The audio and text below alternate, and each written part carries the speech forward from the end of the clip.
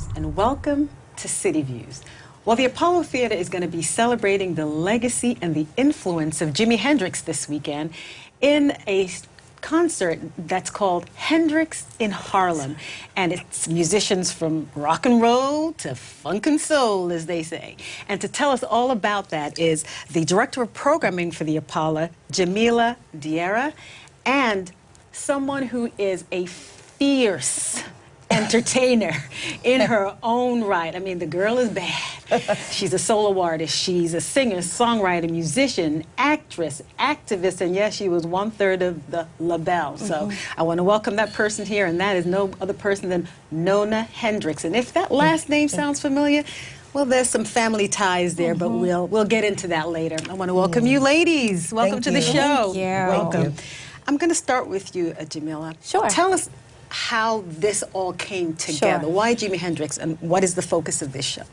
Well, I would say that the Apollo right now, our mission is to always look forward but never forget the past. And I think that what Jimmy represents, because he was an amateur night winner, he's certainly an Apollo legend, he represents the innovation that is the through line of the Apollo experience.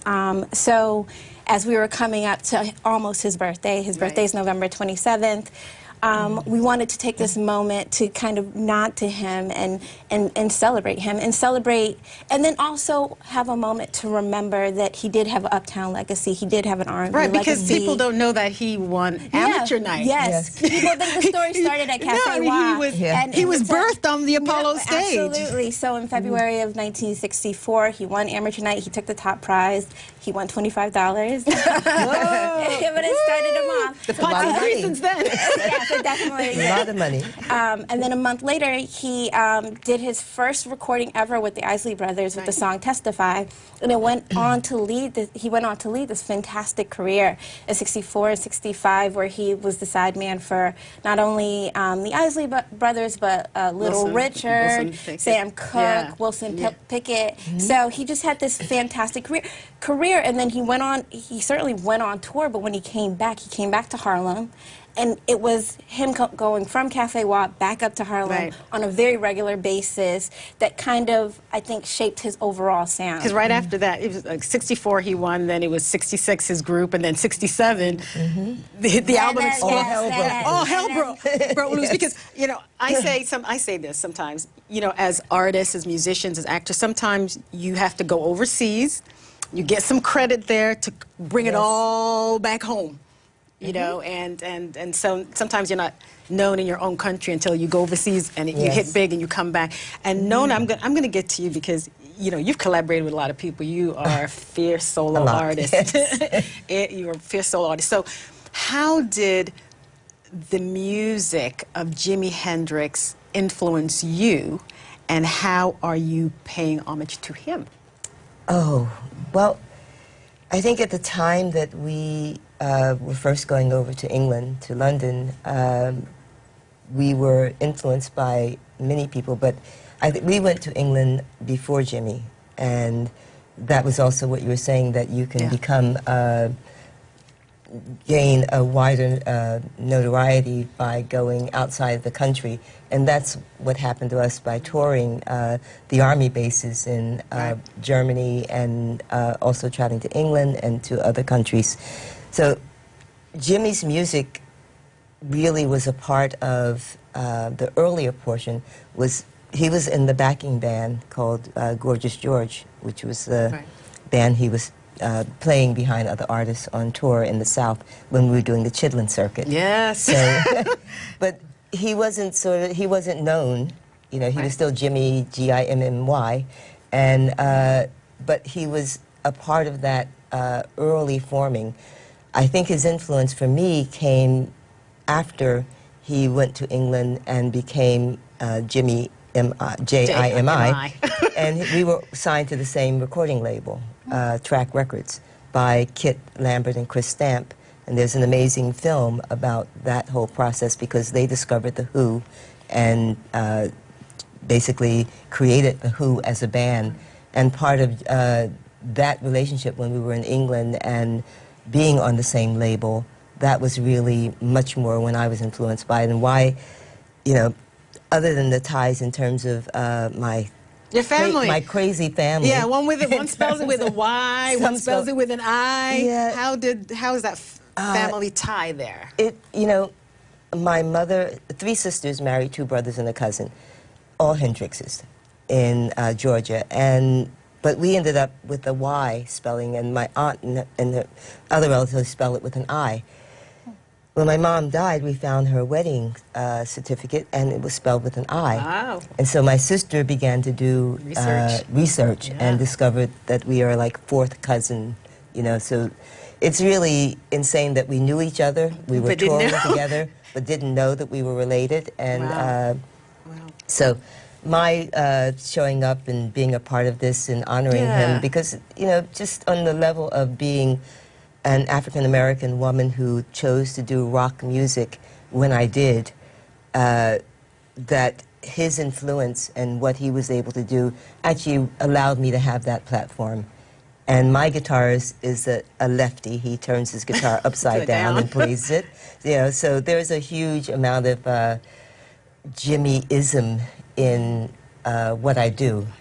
So in your performance this weekend, how are you honoring him? What can you tell us a little bit about your performance this weekend? What are you going to do, or have you made? Okay, is it a secret? Can you say? I'm gonna bring. You're gonna bring it on. That, You're gonna bring it on. That's late '60s, early, vibe to the Wow. stage, and doing a song like "Freedom," which is one of the ones I chose to do.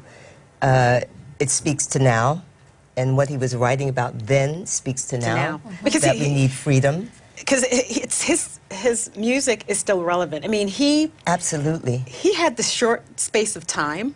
Yes. He died at an early age. Yes. And he's still But it was relevant in 2016. I mean, Yes. really? Not only I mean, just for wow. his guitar, Right. the style and what he developed and how he influenced, I think, every other guitarist Yes. who has come since. But what he was saying, what he was writing about, how he was performing it in terms of not being, hemmed in by what you're supposed to do. Right. He brought flavor, extravagance to the stage, but he also was very grounded in where he came from and who he was and the things that he had to say. And if you listen to the lyrics of Freedom, that could have been written yesterday or today, or All Along the Watchtower, or any number of the songs that he was speaking socially and politically about what was going on. Tell me a little bit about the other performers and why did you choose them to come into this? So this isn't a tribute concert.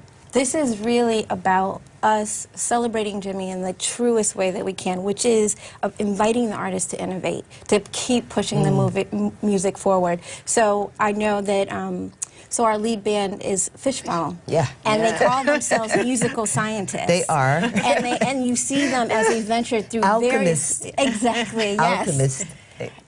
And I would say that that's the truth. You see that with Ernie Isley. Yes. I mean, he is just an icon, and just like Nona, and we're so thrilled to have both of them participate. We also have Alice Smith, Yes. Saul Williams, who pushes all kinds of boundaries. Liv Warfield. We have Wow. Gary Lucas, who you have a project with. So musicians, Yeah. that artists that push the boundaries, like Absolutely. Jimmy, push. Exactly. So they honor him by continuing to push the boundaries at the show. So you're not going to see sort of a replica of what we imagined it would have been in the late 60s. What we're showing you is Jimi Hendrix 2016 through these very innovative artists. So are they going to be doing some of his music or their music that's pushing the boundaries? Is anybody going to be, is the guitar going to be lighting up on his head, lighting the guitar? And is anybody going to be brave? Well, with Fishbone, You never know. anything can happen. know. Yes. So, that's... I'm not going to say no. FDNY, do we need to call the fire department? I mean, that's their show alone. What they do musically is just beyond belief. You have to see it. No one can actually tell you. And Gary Lucas, who I'm working with, he played with Captain Beefheart, who probably a lot of people don't know, but Captain Beefheart was truly one of those people who was out there. He worked with Frank Zappa. Frank Zappa produced his first records, and Captain Beefheart was one of those innovative artists as well. So, and you know, Alice Smith, who is also always innovating and not getting stuck into a persona. I mean, it's just people who are willing to take the risk and go out there on the ledge and say, okay, there may not be a net under there, but I'm going to jump. Yep. I'm going to be yes. And I don't want to leave out Brandon. Oh, Brandon, yes, and Saul. Oh, yeah, and Saul. Brandon's 13. He's a star of School of Rock. He is just tearing up the whole guitar world, and we in that effort, cross-generational. Exactly, and that's the spirit of all Apollo shows. It's about honoring what came before, the shoulders that we all rest on, and then also looking towards the future. I mean, is anybody going to be brave enough to do the Star Spangled Banner?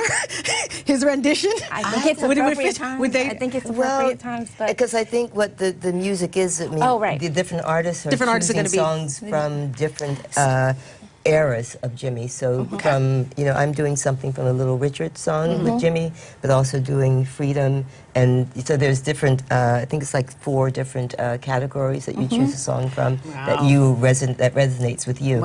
So people will be doing songs from different, you know, if you have a 13-year-old doing a song that was from the 19, you know, 60s. I mean, how do you process that? A 13-year-old is probably like, what was that? What year was that? Ancient history. I mean, and capturing that. No, but if we you know had what I'm him saying? here, And he's a capturing Jimi that. Hendrix expert. And being able to capture that. That's fantastic. Yeah, and he was already doing Jimmy before we engaged with him. He's actually done a lot of work with Fishbone, and Fishbone said, if you're going to do the show, you want to have a spotlight like the next generation. This kid needs to be a part of it. What do you guys think? Maybe Nona, you can speak to this.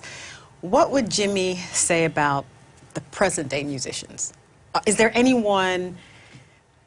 Is it too processed in the studio? Do they have that same? Besides the ones that you've named, that there are those who are trying to keep it. But the majority of musicians, would he be pleased with what he sees from our current-day musicians on a whole? I think he would with certain artists. I mean, I could see him doing something with the Roots. You know, I think he would find them simpatico in terms that they, you know, play their instruments, they care about the history that they have stand on the shoulders of. You know, of course, he would have performed with Prince at some point. Yes. You know, you can hear the influence. Absolutely. You can hear the influence. You know, and you know, even someone, you know, on the feminine side, I think, you know, to do something with Beyonce would be interesting for him, because he would bring a certain energy to what it is that she's doing. I think there are quite a few artists, in the same way as Nile Rodgers has worked with so many artists in the last sort of 8 to 10 years, or Pharrell. You know, people who are willing to be innovative, but also look backward and bring forward what it is that has built the music that they stand on. So I think he would find there are many people that he would be simpatico with, and that he could, for them, it would be like, you know, hitting the jackpot or something, or the finding the gold at the end of the rainbow, because he would be able to, you know, it's like if you were able to be with Buddy Guy or Howling Wolf, or these people who just giants, because they not only were they musicians, but they set standards. They set standards as they went along. Right. You know, Bessie Smith set a standard. Mahalia set a standard. You know, we can go through many people like that, but Sister Rosetta Tharpe.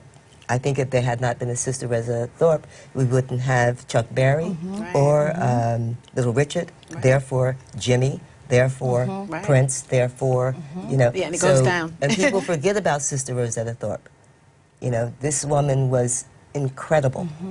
So, and I say incredible, I meant credible. Credible. Not incredible, credible, authentic. So that's really important, that I think he would find that there are artists that, you know, he would love to work with. He would work with, as you collaborate with artists. I think you know, because that's, as an artist, that's what you want to do.